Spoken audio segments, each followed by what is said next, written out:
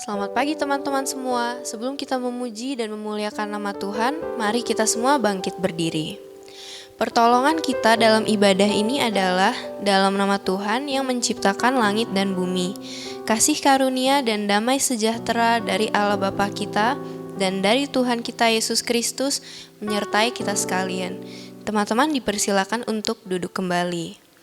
Mari kita menyanyikan Tak Sedikit Pun.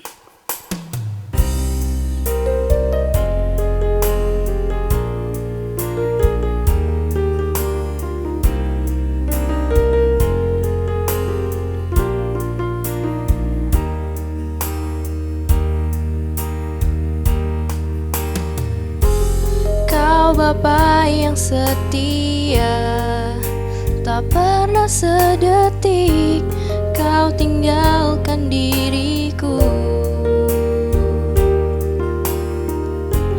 Hatiku teguh di dalam janji-Mu sampai ku melihat kuasa-Mu, karya-Mu sempurna, ajaib dan mulia. Penyertaan-Mu buktikan kasih-Mu kepadaku. Ku agungkan Engkau, Yesus termulia. Kasih-Mu terindah selamanya.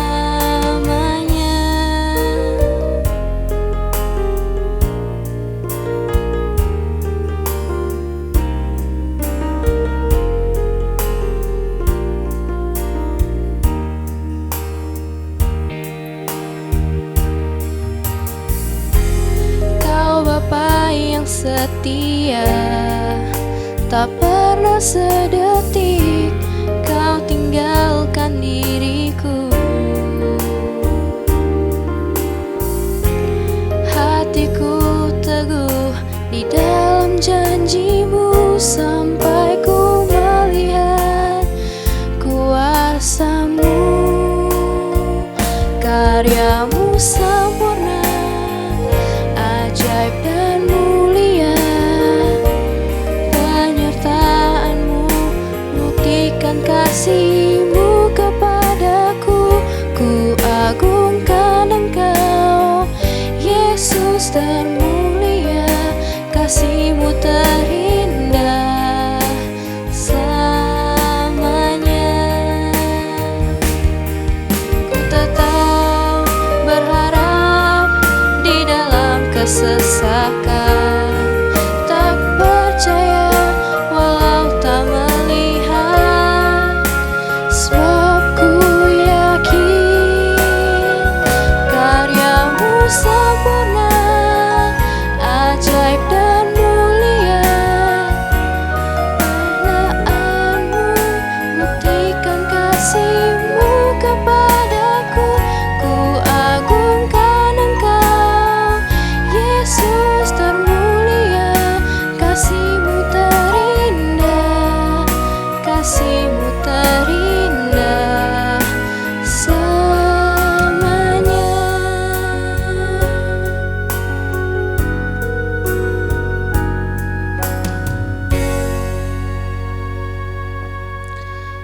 Teman-teman, marilah kita berdoa. Terima kasih Tuhan karena sudah mengumpulkan kami di tempat ini walaupun via online ya Tuhan. Terima kasih juga karena sudah menjaga kami selama seminggu ini. Sekarang kami berkumpul di sini lagi dan mau memuji dan memuliakan nama-Mu. Kiranya Tuhan berkati ibadah ini dari awal, pertengahan hingga akhirnya, agar ibadah ini bisa berjalan dengan lancar. Berkati juga kami yang akan mendengarkan firman-Nya, agar kami dapat melakukan firman tersebut di dalam kehidupan kami sehari-hari. Berkati juga yang akan menyampaikan firman-Nya, agar firman-Nya dapat tersampaikan dengan baik kepada kami, ya Tuhan. Terima kasih Tuhan Yesus, dalam nama Tuhan Yesus kami telah berdoa. Amin. Teman-teman, marilah kita bangkit berdiri. Mari kita memujikan Ku Kan Bangkit sambil bertepuk tangan.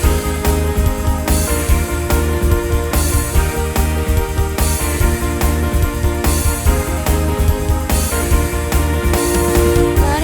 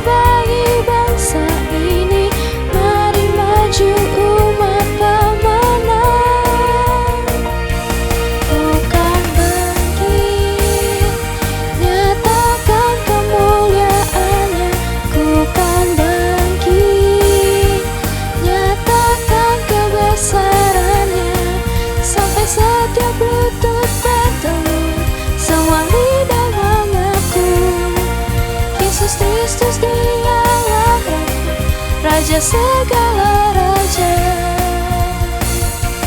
Bukan bangkit, nyatakan kemuliaannya.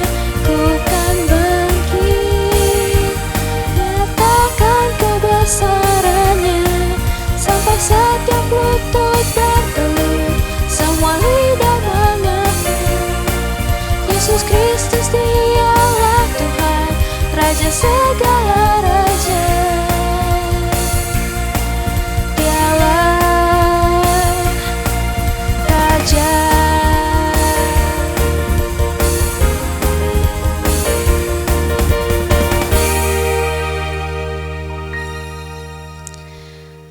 Teman-teman, mari sambil bertepuk tangan, kita lanjut memujikan Pilihanku.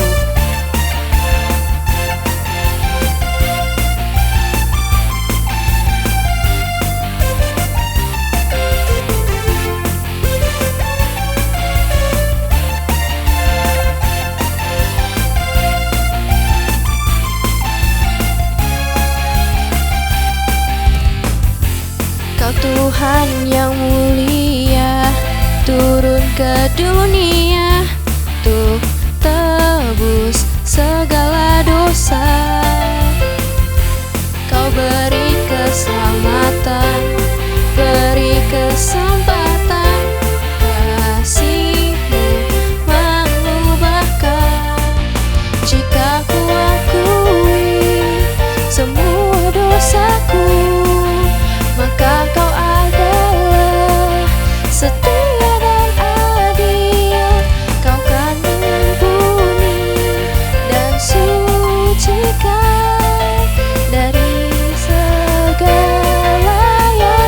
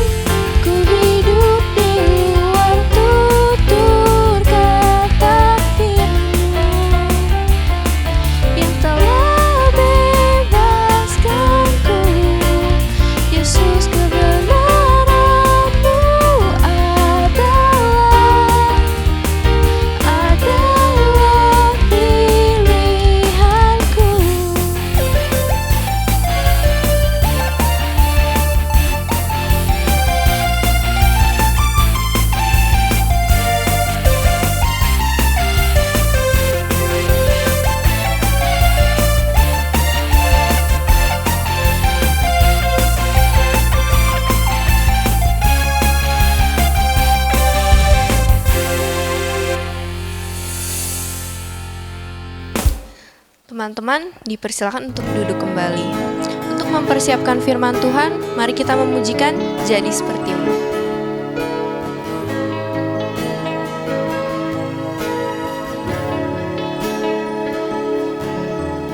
Bapa, Kau setia, takkan meninggalkan, dan ku percaya Engkau milikku.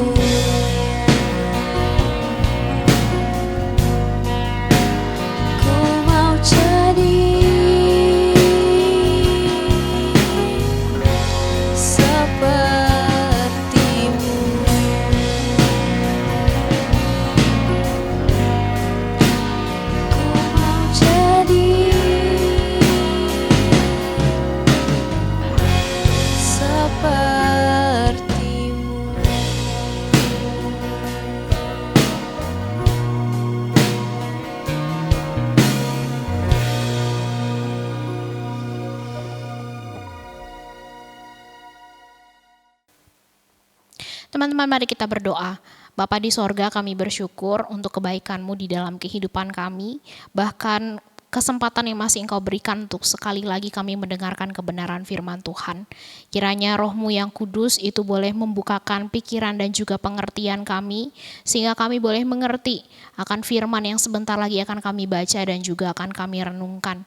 Hamba-Mu dengan segala kelemahan dan juga keterbatasannya, kiranya Tuhan Kau sendiri yang menolong untuk dan memampukan dalam penyampaian kebenaran firman Tuhan.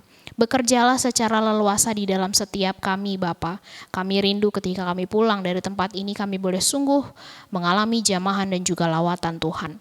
Terpujilah nama-Mu, Bapa, dalam nama Tuhan Yesus Kristus kami sudah berdoa dan bersyukur. Amin. Selamat pagi teman-teman, bersyukur sekali kalau kita sudah memasuki bulan yang baru di bulan Mei ini, hari yang baru di bulan yang baru, yaitu bulan Mei. Nah teman-teman, di dalam kehidupan kita tiap hari, kadang-kadang Tuhan itu seringkali mengizinkan kita orang Kristen berada dalam situasi sulit. Mungkin sekarang pun kalian sedang berada dalam situasi yang sulit. Situasi yang sulit ini entah itu berbentuk penganiayaan kah, atau bahkan mungkin diskriminasi, mendapatkan tindakan-tindakan yang tidak adil dari orang-orang di sekitar kita, atau bahkan mungkin ancaman karena iman kita kepada Kristus, atau bahkan tantangan. Yang kemudian menghadirkan satu dilema di dalam kehidupan kita. Dilema apakah kita akan tetap terus berpegang kepada firman Tuhan atau kita mau menyelamatkan diri kita sendiri. Nah, ketika Tuhan mengizinkan kita berada dalam posisi demikian, kira-kira hal apakah yang akan kita lakukan? Apakah kita terus berpegang pada firman Tuhan atau berusaha untuk menyelamatkan diri kita sendiri? Contoh sederhana teman-teman, suatu hari nanti ketika kalian bekerja, kemudian atasan kalian memberikan suatu perintah kepada kalian, tapi kalian tahu perintah itu bertentangan dengan firman Tuhan, apakah kalian akan masih terus mau melakukannya, atau kalian memilih untuk taat dengan segala resikonya? Atau di masa-masa sekarang belajar online, ketika ujian seluruh teman-teman ketika mengisi soal, mereka mengisi soal sambil googling ataupun juga berdiskusi. Akankah kalian juga ikut di dalamnya? Kalian ikut googling, bahkan kalian ikut berdiskusi, padahal kalian tahu kalian saat itu sedang ujian. Apakah kalian akan tetap berpendirian teguh atau justru kompromi? Kalian ikut-ikutan dengan lingkungan sekitar kalian. Meskipun mungkin nilai kalian tidak akan sebagus teman-teman lain yang menggunakan cara-cara yang curang. Mari kita membuka bagian firman Tuhan. Hari ini saya mengajak kita untuk membuka firman Tuhan yang terambil dari Keluaran pasal yang kedua, ayat yang pertama sampai dengan ayat yang ke-10. Sekali lagi, Keluaran pasal yang kedua, ayat yang pertama sampai dengan ayat yang ke-10. Saya mau mengajak kita belajar dari seorang tokoh Alkitab dalam Perjanjian Lama, di mana dia juga mengalami situasi satu dilema, dan itu tidak sesederhana seperti yang biasa kita alami tiap-tiap hari. Karena dilema yang dia hadapi itu menyangkut hidup dan mati, menyangkut nyawa. Tetapi meskipun demikian, dia itu tidak takut terhadap ancaman tersebut. Dan dia tetap terus berpegang teguh pada firman Tuhan.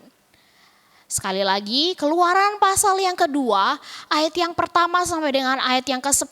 Jikalau teman-teman sudah menemukannya, maka saya akan membacakan untuk kita sekalian dan silakan kalian mengikutinya di dalam hati. Keluaran pasal 2, ayat 1 sampai dengan ayat yang ke-10, Musa lahir dan diselamatkan. Seorang laki-laki dari keluarga Lewi kawin dengan seorang perempuan Lewi. Lalu mengandunglah ia dan melahirkan seorang anak laki-laki. Ketika dilihatnya bahwa anak itu cantik, disembunyikannya 3 bulan lamanya. Tetapi ia tidak dapat menyembunyikan lebih lama lagi. Sebab itu diambilnyalah sebuah peti pandan, dipakalnya dengan gala-gala dan ter, diletakkannya bayi itu di dalamnya dan ditaruhnya peti itu di tengah-tengah teberau di tepi sungai Nil. Kakaknya perempuan berdiri di tempat yang agak jauh untuk melihat apa yang akan terjadi dengan dia. Maka datanglah putri Firaun untuk mandi di sungai Nil, sedang dayang-dayangnya berjalan-jalan di tepi sungai Nil, lalu terlihatlah olehnya peti yang di tengah-tengah tebrau itu, maka disuruhnya hamba perempuan untuk mengambilnya. Ketika dibukanya, dilihatnya bayi itu dan tampaklah anak itu menangis, sehingga belas kasihanlah ia kepadanya dan berkata, tentulah ini bayi orang Ibrani. Lalu bertanyalah kakak anak itu kepada putri Firaun, akan kupanggilkah bagi tuan putri seorang inang penyusu dari perempuan Ibrani untuk menyusukan bayi itu bagi tuan putri? Saud putri Firaun kepadanya, baiklah. Lalu pergilah gadis itu memanggil ibu bayi itu, maka berkatalah putri Firaun kepada ibu itu, bawalah bayi ini dan susukanlah dia bagiku, maka aku akan memberi upah kepadamu. Kemudian perempuan itu mengambil bayi itu dan menyusuinya.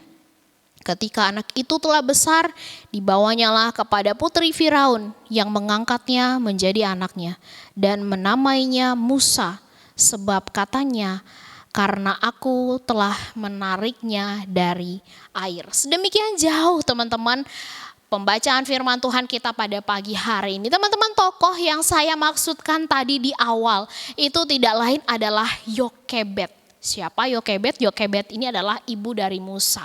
Memang di bagian ini tidak dikatakan nama dari ibunya Musa, tapi kalau teman-teman baca di Keluaran 6 ayat 19, di sana dikatakan bahwa nama dari orang tua Musa, Amran dan juga Yokebed. Nah, Yokebed pada waktu itu sedang berada dalam dilema yang besar. Dia tinggal di dalam satu lingkungan yang sangat tidak ideal sekali. Dia lahir, dia juga dibesarkan di Mesir sebagai seorang anak perempuan Lewi. Itu sangat tidak mudah. Belum lagi tiap-tiap hari yang dia lihat kehidupan bermasyarakat itu hanya perbudakan, hanya penderitaan yang tidak berujung karena pemerintah yang sangat kejam, yang sangat diskriminatif terhadap bangsanya, yaitu bangsa Israel. Pemerintah tidak hanya membenci bangsa Israel, tetapi juga memerintahkan untuk membunuh semua bayi laki-laki yang baru saja lahir. By the way guys, orang tua Musa tadi saya udah katakan ya, namanya Amran dan juga Yokebed. Pernikahan mereka itu yang dibicarakan di dalam ayat 1 ini terjadi sebelum Firaun itu memerintahkan untuk membunuh anak laki-laki, bayi laki-laki. Dan itu sebabnya mereka sudah terlebih dahulu mempunyai 2 orang anak, yaitu Miriam dan juga Harun. Nah, pada waktu itu teman-teman, pada waktu Yokebed perintah itu dikeluarkan oleh Firaun, Yokebed sedang mengandung ketika perintah itu dikeluarkan. Dan mungkin sekali teman-teman ketika dia sedang mengandung, dia berdoa begitu luar biasa, berdoa mati-matian supaya dirinya itu mendapatkan anak perempuan, supaya tidak dibunuh oleh bangsa Mesir. Tetapi ternyata ketika bayi itu lahir, bayinya adalah bayi laki-laki. Dan tentu saja peristiwa ini terlihat menjadi satu bencana di dalam kehidupannya.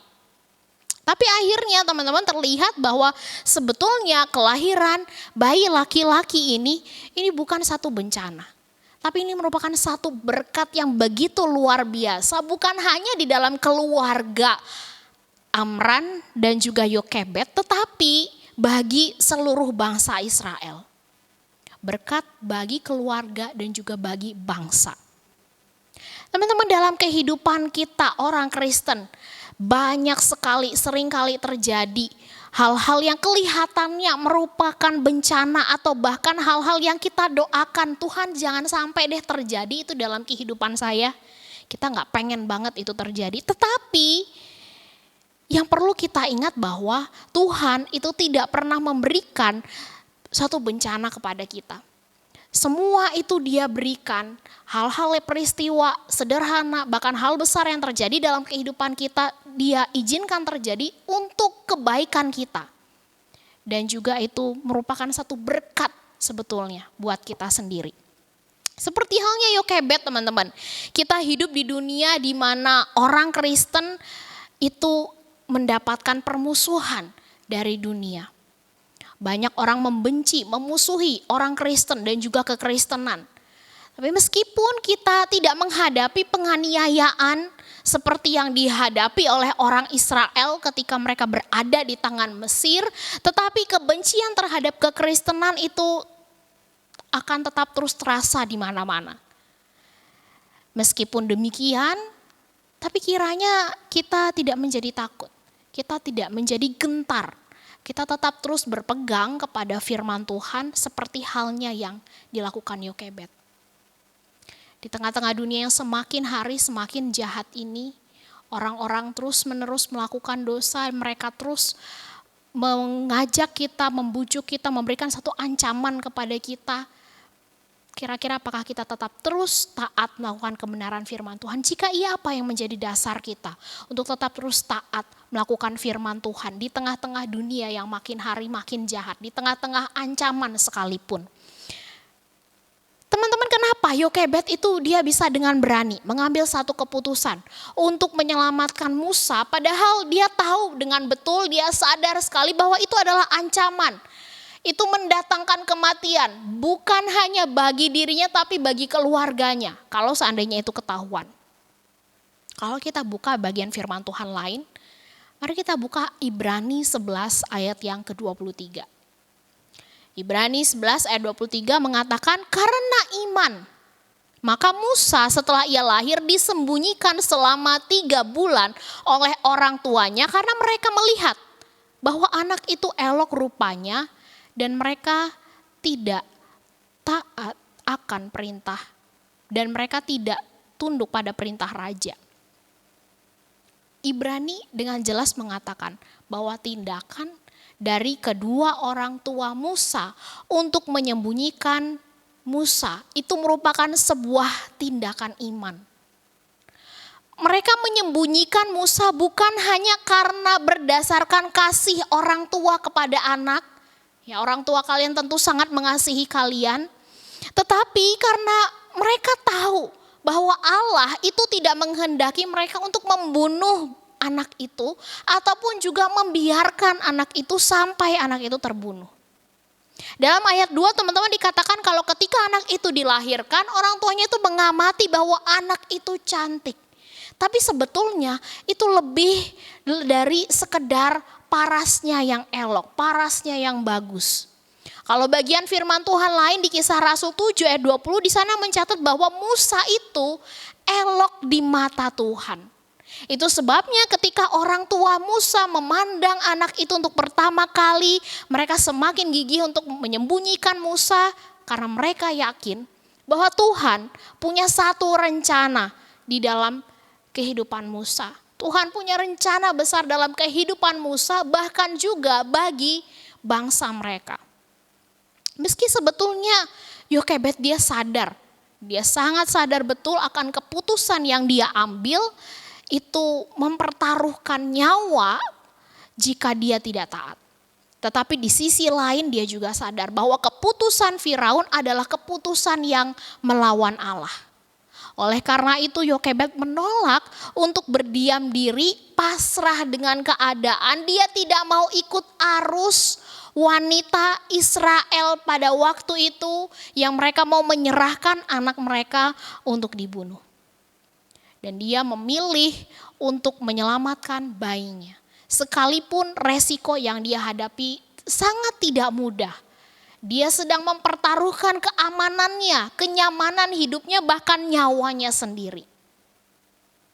Dia adalah seorang ibu yang berani berdiri melawan pemerintah Mesir yang sangat kejam pada waktu itu. Yokebed memilih untuk lebih takut kepada Tuhan daripada kepada manusia. Meskipun tindakannya itu membuatnya merasa terancam, membuat dia sangat terancam. Tetapi itu terbukti, itu merupakan satu keputusan yang tepat yang menyelamatkan suatu bangsa. Itu sebabnya dalam Ibrani 11 ayat 23 tadi dikatakan mereka tidak takut akan perintah raja. Jadi tindakan Yokebed menyembunyikan Musa menunjukkan bahwa dia dan juga suaminya itu lebih taat, lebih takut kepada Tuhan daripada raja. Tapi teman-teman, menjadi berbeda dari kebanyakan ibu Israel lainnya, itu tidak gampang buat dia. Karena tindakan imannya untuk tetap taat kepada Tuhan itu butuh yang namanya pengorbanan. Kenapa demikian teman-teman? Yokebed pada waktu itu dia sudah memberikan segala sesuatu yang dibutuhkan oleh Musa selama bulan-bulan pertama. Dia berusaha semaksimal mungkin memberikan apa yang dibutuhkan oleh Musa, hingga kemudian dia harus mengambil satu keputusan yang sulit kembali bagi seorang ibu ketika dia sadar bahwa dia gak bisa lagi terus menerus menyembunyikan putranya yang masih bayi, maka dia mulai membuat buayan dari peti pandan. Kata peti di sini sama kayak yang digunakan dalam Kejadian 6 ayat 14 yang kalau diterjemahkan Bahtera. Mungkin ketika Musa menuliskan bagian ini, karena penulis dari kitab Keluaran ini adalah Musa, dia itu sedang menghubungkan dirinya dengan Nuh dan juga keluarganya. Boleh dikatakan mereka diselamatkan dengan cara yang sama. Ketika Nuh dan juga keluarganya mereka diselamatkan dengan Bahtera, maka keluarga dari Musa dan juga bangsa itu diselamatkan melalui Musa yang pada waktu itu ditaruh di dalam peti. Setelah membuat peti pandan, lalu Yokebed meletakkan buayan itu dengan bayinya secara diam-diam di tengah-tengah teberau di tepi sungai Nil.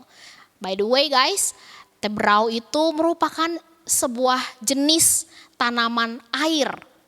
Ya, peti itu diletakkan di tengah-tengah teberau mungkin supaya tidak hanyut. Jadi Musa diletakkan di sungai Nil bukan untuk dihanyutkan. Mungkin sengaja diletakkan di mana putri Firaun pada waktu itu biasanya mandi. Supaya nanti bisa ditemukan.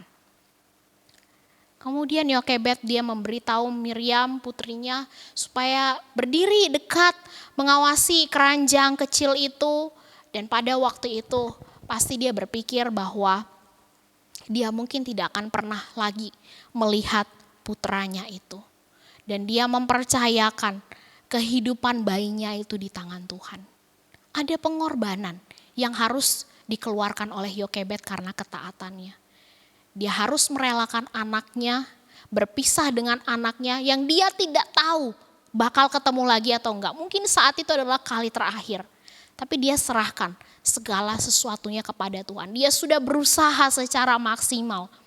Dan sisanya dia membiarkan Tuhan yang bekerja di dalam kehidupannya. Mari kita lihat teman-teman, apa yang menjadi buah dari ketaatan dari Yokebed ini. Selanjutnya kita bisa lihat bagian bagaimana Tuhan itu bisa memberikan berkat yang luar biasa di tengah-tengah kesukaran yang saat itu sedang dialami oleh keluarga Yokebed. Karena keberanian dan juga pengorbanannya, Tuhan itu menggerakkan putri Firaun. Dikatakan di situ putri Firaun berbelas kasih kepada bayi itu sehingga dia mengadopsi Musa. Suatu rencana keselamatan yang sama sekali Yokebed itu tidak pernah pikirkan sebelumnya. Dia tidak akan berpikir bahwa putri Firaun dia akan mau untuk mengambil Musa, mengadopsi Musa.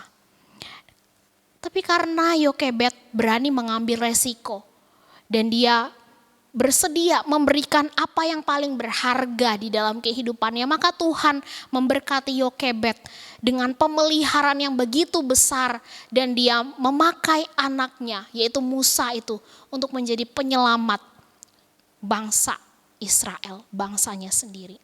Sehingga sekarang bukan hanya Musa saja yang selamat. Bukan hanya keluarganya saja yang selamat, tetapi Tuhan itu memberikan satu upah yang besar, yaitu dia bisa memelihara anaknya sendiri. Dia bisa menyusui anaknya sendiri. Itu tentunya adalah satu kesukaan tersendiri bagi seorang ibu untuk merawat anaknya. Nah teman-teman, kisah singkat dari Yokebed memperlihatkan kepada kita tentang keberanian untuk menjadi berbeda dari kebanyakan orang lainnya. Dan itu dia tunjukkan melalui komitmennya kepada Tuhan yang penuh dengan resiko. Ketika wanita Israel lainnya menyerahkan anaknya untuk dibunuh oleh pemerintah Mesir, tetapi Yokebed dia dengan iman dia menyembunyikan Musa. Karena apa? Karena dia tahu Tuhan punya satu rencana di dalam kehidupan dia. Dan Tuhan itu akan senantiasa memelihara. Meskipun sulit teman-teman, butuh pengorbanan. Dia harus terpisah dari anaknya selama beberapa waktu. Tetapi kita melihat bahwa Tuhan itu memberikan berkat kepada Yokebed. Bahkan melebihi dari apa yang dia pikirkan. Anaknya selamat, dia dapat merawat anaknya. Bahkan anaknya itu bisa menjadi penyelamat bagi bangsanya sendiri. Teman-teman, hari ini kita juga sekali lagi ditantang dalam menghadapi masyarakat yang penuh dengan kejahatan. Apakah kita berani dengan tetap terus mengikuti firman Tuhan? Jika iya, apa yang menjadi dasar kita? Yokebed jelas, dia melakukan itu karena dia takut akan Tuhan. Itulah yang membuat dia menjadi tidak gentar. Meskipun pada waktu itu ada ancaman, ada bahaya bagi dirinya dan juga keluarganya. Kiranya Tuhan juga meletakkan keberanian yang sama kepada setiap kita. Untuk tidak gentar, tidak takut. Untuk berani berbeda, taat melakukan firman Tuhan di tengah-tengah dunia yang jahat. Dan tentu saja semua itu kita lakukan karena kita takut akan Tuhan. Tuhan menolong kita. Mari kita berdoa. Bapa, kami bersyukur untuk firman Tuhan yang sekali lagi berbicara kepada kami supaya kami tidak takut untuk menghadapi dunia ini. Ada banyak tawaran-tawaran dunia berikan kepada kami, tapi kiranya kami boleh tetap terus taat melakukan kebenaran firman Tuhan. Kami tidak gentar sedikit pun karena kami takut akan Tuhan.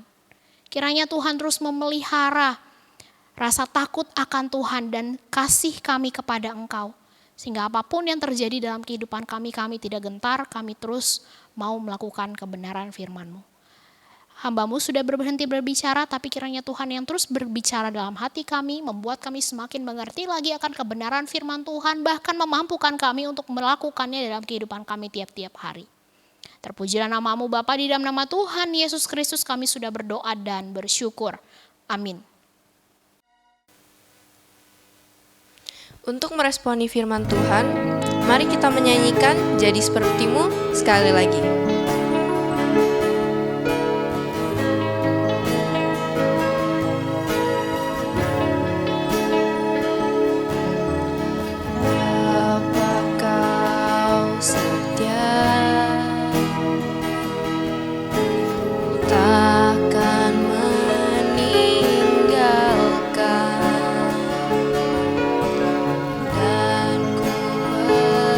Percaya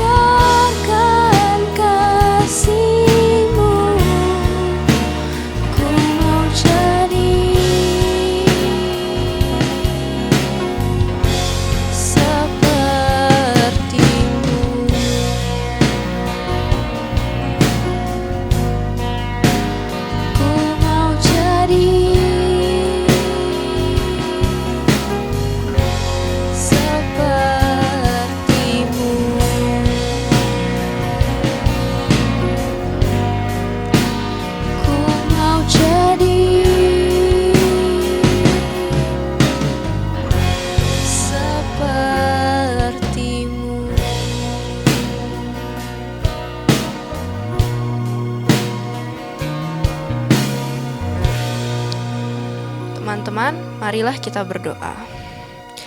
Tuhan Yesus, terima kasih atas ibadah pada pagi hari ini. Berkati ya Tuhan agar ibadah selanjutnya bisa lebih baik lagi daripada sebelum-sebelumnya.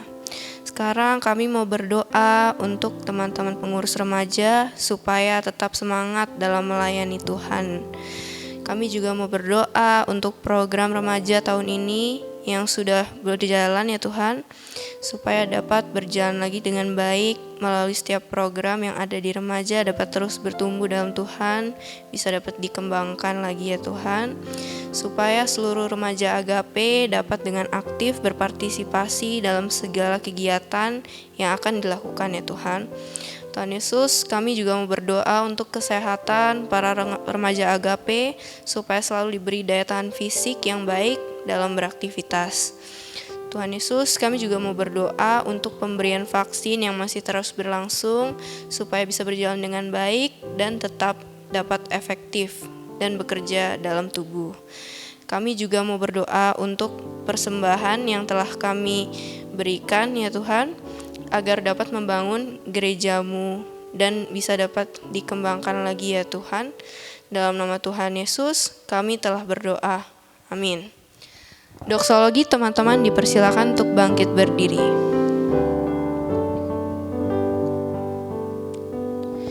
Puji Allah Bapa Putra, puji Allah Roh Kudus, ketiganya yang esa.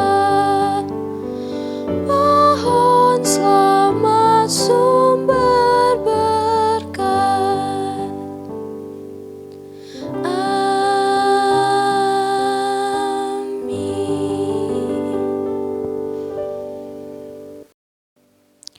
Teman-teman yang dikasihi oleh Tuhan, kembalilah ke dalam kehidupanmu tiap hari dengan terus taat melakukan firman Tuhan.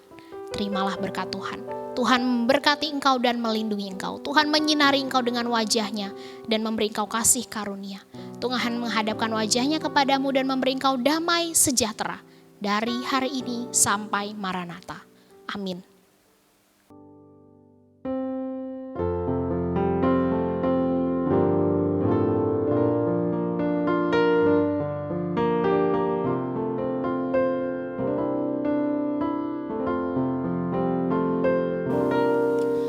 Bapa, terima kasih.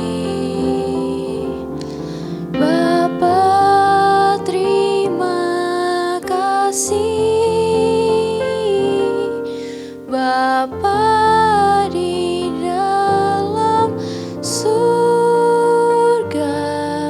puji terima kasih.